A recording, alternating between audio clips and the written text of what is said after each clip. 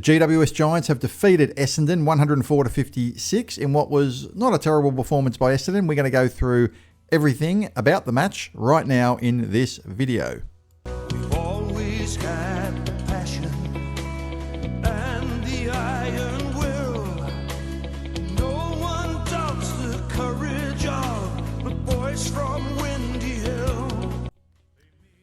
So a 48-point win to GWS, I guess a predictable result in terms of the margin. It could have been a little bit closer though. Expected score did have the final score at 177, 23-point difference. You can take that for what you want. It's a bit of a could have, should have, would have.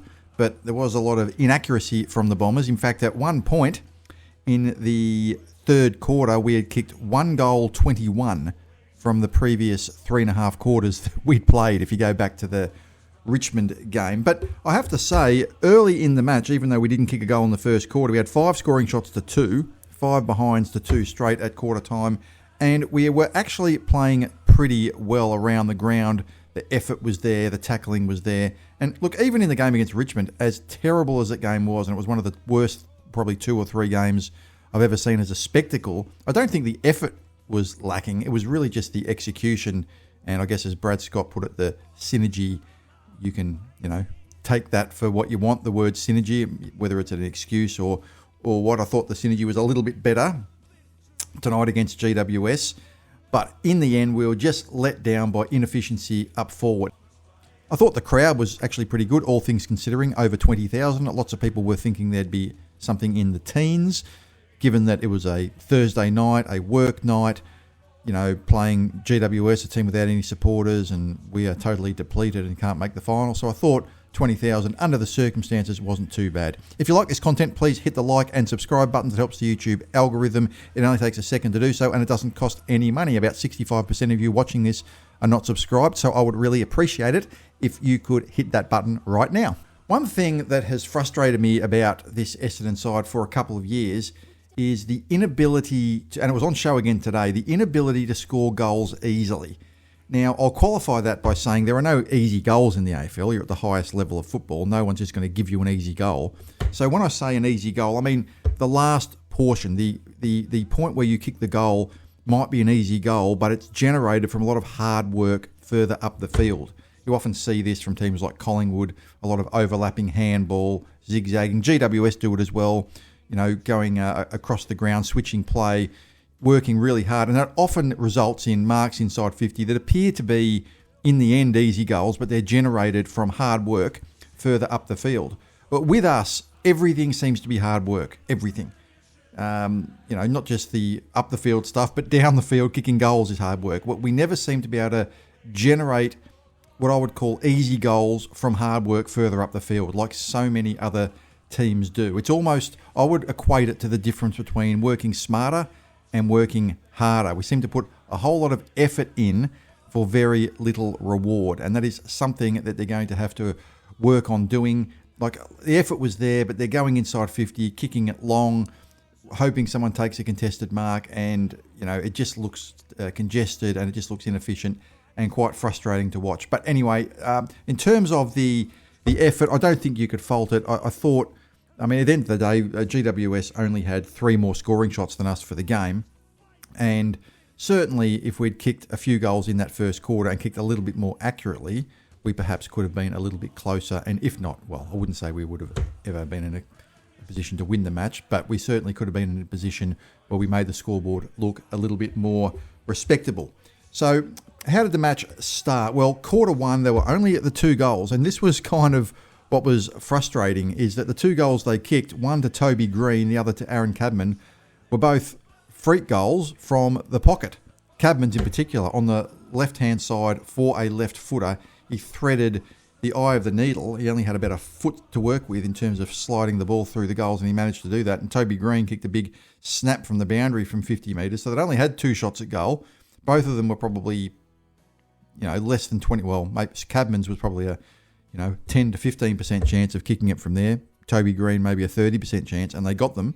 We were 0 goals 5.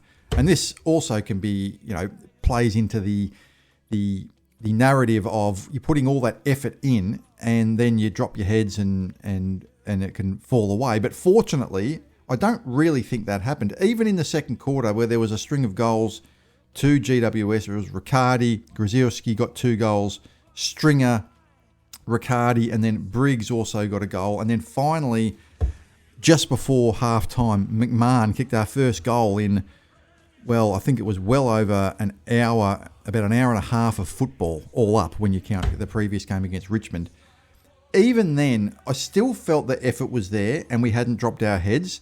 GWS had kicked very, very accurately. At one stage, it was 8 goals 1 to 1 goal 8. So it was just kind of frustrating that you knew we weren't good enough to win, but you just wonder that if we kicked accurately, at least it could have been, relatively even at half time, up to the point where GWS would have needed to put their foot down to get away from us in the second half. In fact, at half time, the expected score, based on the probability of kicking goals from the various positions for both teams, was actually 42 to 34, right, in favour of GWS, and yet the margin was well over 6 goals. Quarter 3, we had another goal to McMahon. Brilliant to see McMahon get a couple of goals.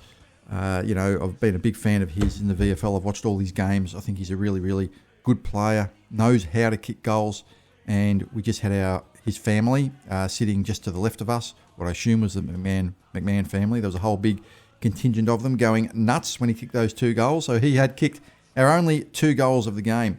And for those that hadn't been watching the VFL, and I'm gathering, not everyone does, of course, it's got a much smaller audience, it's kind of a typical McMahon game, what he produced there. Sometimes, it might not look like he gets a lot of the ball and everything, but then you look up and he's kicked his 2 goals. And in fact, I think every game for 2 years in the VFL and now in the AFL, he's kicked a minimum 2 goals in every single game going back 2 years. He kicked 2 goals plus, and he continued that today in a relatively inefficient Essendon side. He didn't get much of the ball, but he just finds a way to kick his couple of goals every week. He's a very accurate kick. He's got good, what I would call nous, in terms of knowing where the goals are. He judges the ball well. He's not particularly athletic. I think that's probably what has held him back in terms of getting drafted and things like that. But I think his football brain is pretty good, and I hope that he stays on the list and doesn't get delisted, because I think he gives us something unique in the forward line. He gives us that point of difference. He's not the big athletic type like Caddy. He's not the big bulky crash the packs like Archer May is going to be with his big physical body. He's really sort of a traditional mark, lead and kick full forward, and that's something we really don't have. And I think that would be a good asset for us to have that point of difference on our list. So he kicked a goal. Tom Green then got a goal back. Kako kicked a nice little goal from the goal square. Finally, we got a goal that I would call an easy goal, generated from hard work further up the field, which I was just talking about earlier. It's something that we just struggle to do as a team. Stringer and Brown got goals. Perkins then chimed in and got one before Stringer got another one, and the quarter ended shortly after that.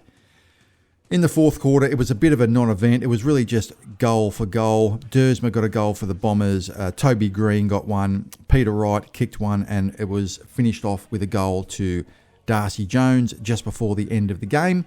And that goal from Darcy Jones cost me $400. Don't ask. I don't really want to talk about it. I'm just venting. It was really annoying. But anyway, that was the final score of the match, 56 to 104. So how did some of our players go? Zach Merritt, as usual, had a pretty good game. He had the 29 possessions. He had 10 contested possessions, 4 clearances. One of our better players, he had 89 champion data points. Typical Zach Merritt game. Look, he wasn't absolutely outstanding. He's played better games, but he just gave us that level of consistency that you expect from him. I thought Mason Redman probably played, well, he certainly played a better game than last week, and I thought he played one of his better games for the year. I thought he struggled a little bit since signing his contract a couple of years ago. He had the 22 possessions. He had a couple of intercept marks, which is what you want to see from him in the back line, and he had nearly 100 champion data points, which was very good from him. Ridley, I thought, was, at least to the naked eye, I thought he was probably our best player, and the numbers tend to back that up. He had 23 possessions, 8 marks, 6 contested possessions. I don't recall him making any mistakes that I could see. I mean, look, when I'm watching from the stands, And like I said, I'm overlaying some of the footage that I took from the match from my vantage point in the stands. There's often things you can miss as opposed to when you're at the game or as opposed to when you're watching on TV. But I thought he was really solid, and he showed that when he's fit and not injured, he can be our best player. Peter Wright had he had a shocker last week, but he had 5 scoring shots, 2 goals, 3, and he just generated chances all game. He also had 16 hit-outs. He went into the ruck to help Vigo out. Vigo was really struggling. We're going to get to that in a minute. And Peter Wright he's having a good season. Look, I don't think he's going to be part of our next premiership team or anything like that, but you certainly can't fault the way he's played this year. Archie Perkins, struggled a little bit. He kicked 1 goal too, so he hit the scoreboard 3 times, had the 16 possessions, still looks a little bit lost out there, and it's just the impact on the game. I just can't remember a game he's played in recent times where he's genuinely impacted the game. Where you'd come away from the game without even looking at the numbers at the end of the game and just think, oh wow, he's had a big impact on that game. He just had a so-so impact from what I could tell. I don't know what you guys thought from the stands. Dersma was one of our better players. I'd say he's probably our best 3 or 4 players. He had 20 possessions, kicked a goal, had the 6 contested possessions. Blackiston is an interesting one. This was his best game for Essendon, best game statistically anyway. He had 84 champion data points. That's the best he's done. He had the 15 possessions, so the biggest possession count he's had, and he also took 6 intercept marks. So I don't know if he's played defence before joining Essendon. Obviously, he was picked as a ruckman, but he must have, because he must have had some experience playing there, because he's adjusting to the role pretty well. And what I kind of like is that he doesn't bite off more than he can chew. He sort of knows his limitations, and I think that's good. Some players obviously think they're a bit better than they are, and they try to bite off more than they can chew. Blackiston sort of knows what he's capable of, and he's playing a solid role down there in difficult circumstances with the amount of players out. So what we do with him next year will be interesting. He's 26 years old. For his sake, I'd like him to stay, but whether they see someone like that as being with Essendon's future, I don't know. But certainly he's been doing very well this last month. Shield was not really a factor in the game. I didn't think he was terrible. He had 21 possessions. Archie Roberts, he had 31 last week. He had the 17 this week, only the 50 champion data points. And look, was a little bit down. But one thing he does do is that he tends to, for the most part, be pretty solid and not make mistakes. He's pretty solid on his left foot, but he just didn't have a strong impact on the game today. I thought Gresham was okay. Gresham had 17 possessions, but he had 10 contested possessions, which was the most on the team. There's been a little bit of criticism of Gresham in recent weeks, and fair enough. He hasn't been, particularly outstanding. He got demoted to the twos, even though he didn't actually play in the twos. I'm not sure why he didn't play the other week, but he got dropped.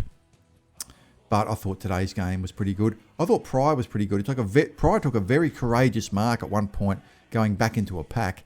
And it's always a good sign when a player does that. And I thought he had a pretty solid game in defence. Angus Clark didn't have a huge impact, but I certainly thought he had a better game than he did last week. I thought he had a poor game last week. I thought this week was much better. McGrath had 20 possessions. And, look, I thought McGrath's game was pretty solid in that I didn't see the usual. People often criticise McGrath for turning the ball over. One thing McGrath does do, and we need to give him props for this, he very, very rarely loses a one-on-one contest. Whilst he sometimes does turn the ball over, when he is given a job on an opponent, he nearly always beats that opponent. We saw it on Anzac Day. We've seen it in other games. When he's given the job of actually stopping an opponent, that seems to be his thing. He seems to be better at doing that than actually clearing the ball out of defence, even though he's capable of doing that. Durham had a pretty quiet game. They really put some work into Durham GWS. He only had the 11 possessions. That's probably his weakest game of the year, and it was a little bit of a down game from Durham. Part of that because there was a slam tackle by Briggs in the third quarter where his head hit the turf and he had to come off for a head injury assessment. He did return for the fourth quarter, but to be honest, he kind of got obliterated by Tom Green. He got moved forward after this, after the knock. So look, I think you've got to take into account the knock he got. That you can't just ignore that, and that was one of the reasons why he was a bit down. But certainly coming back onto the game, he really didn't have an impact on the game. Guelphy didn't really have a huge impact on the game. Kicked it behind, had 14 possessions. Laverty, I guess, was solid in defence. Oscar Smart had the 9 possessions and actually generated 3 scores, all of them behind. He hasn't kicked his first goal yet. Showed a little bit. He's a good tackler. That's what I liked. I was watching that closely. I'm always impressed by someone that tackles hard. And it would have been nice for him to get some reward with those 3 behinds if one of them was a goal, but it wasn't to be. Archer May just had the 1 scoring opportunity and just the 7 possessions. Didn't really impact the game. Vigo Vicentini struggled a little bit. He just had the 8 hitouts and was really obliterated by Briggs, who really absolutely dominated him. And this was what I was talking about in a previous video, guys. There was people saying, oh, Vigo, just play him in the seniors for the rest of the year. Get games into him. You know, Goldstein's going to get delisted at the end of the year anyway, so just play Vigo. And I'm saying, guys, just calm the farm. You're allowed to develop in the reserves. That's what the reserves are for. That's the whole reason the reserves are there, really. They're there to develop players so that they're ready to play in the AFL. If you play players in the AFL before they're ready, you can often get situations like this when Vigo, who is, still only 20 and really just a baby in terms of the ruck and still needs to develop his body, can really get monstered. And he's played 2 games and his opponent, Luke Jackson, was best on ground against Fremantle, and Briggs was one of the better players today as well for GWS. So he's, look, in my opinion, he's got a strong future. I thought he was pretty good against, in the first game against Fremantle, but I don't really think he's ready to play AFL football just yet. And I would not be playing him in the VFL in the AFL just to quote unquote get games into him. You can quote unquote get games into him in the VFL. That's what it's for. All right? That's what it's for. You don't have to play them in the AFL, because sometimes it can be counterproductive to do that if they're not ready. And I don't think he's quite ready yet. And I think Goldstein will come back into the team next week. And I'd be happy if Goldstein plays every game for the rest of the year. And Vigo just continues to develop in the VFL as he should at his young age of 20. McMahon just had the 5 possessions but kicked the 2 goals. You don't expect a whole lot of possessions from McMahon. And as I was saying, he did what he normally does at VFL level, which is from minimal, chances, converts, and was able to kick a couple of goals. Kako had a lot of pressure. Axe just had the 8 possessions and kicked a goal. Zach Johnson came on as the sub, so it's hard to, really judge him, and he just had the 5 possessions. Luaman Lual just had the 4 possessions, and I would suggest that Luaman Lual is probably, like Vigo, is really not ready at the moment for AFL football. I'm surprised he has lasted this long in the team. Look, he did some nice things against the Gold Coast, and there was a few nice things he did in the opening game against Carlton. But really, I just don't think he's quite ready at the moment. I think El Houli probably would be a better choice to come into the team for Lual. That would be my personal opinion. That's how I would do it anyway. I just think that, he's just not quite ready yet, and that's what's going to happen when you've got so many injured players out of the side and players playing who really just aren't ready yet. So just looking at some of the stats in the match. Disposals, I liked our kick-to-handball ratio. It was much more direct. 188 kicks, 136 handballs. GWS did have a lot more disposals, about 50 more disposals. We actually had 4 more inside 50. So it wasn't all doom and gloom. We were generating chances, but like I said, they were kind of inefficient chances where everything is hard work rather than easy goals generated from hard work further up the field, as GWS and a lot of the better teams are able to do. Stoppages, we were beaten. This can be a bit of a strength for us sometimes. GWS had 10 more clearances, 9 more stoppage clearances, and at one point, scores from clearances were GWS 58 to Essendon 8. So that really shows their efficiency. Contested possession, it was pretty even between the 2 sides. Uncontested possession, GWS had about 40 more. That is a stat that we used to dominate in earlier in the year. So we are, I think, trying to change the way we play a little bit and being a little bit more direct. I think we just need to work out how we get the ball into the forward 50. I think that would be the next step into improving our side. GWS took about 40 more marks than us, 5 more contested marks. We had 8 more tackles, and that's really it out of the stats from the match. So what did you guys think of this match? Is there anything you think I missed? What do you think of the performances from the players? Who do you think should come out of the side based on what you saw? Or who should you think should come into the side based on what you saw? I'm going to leave it there. I hope you enjoyed this video. Let me know what you think. Have a great day, everybody. And as always, go Bombers. Watch the Bombers fight.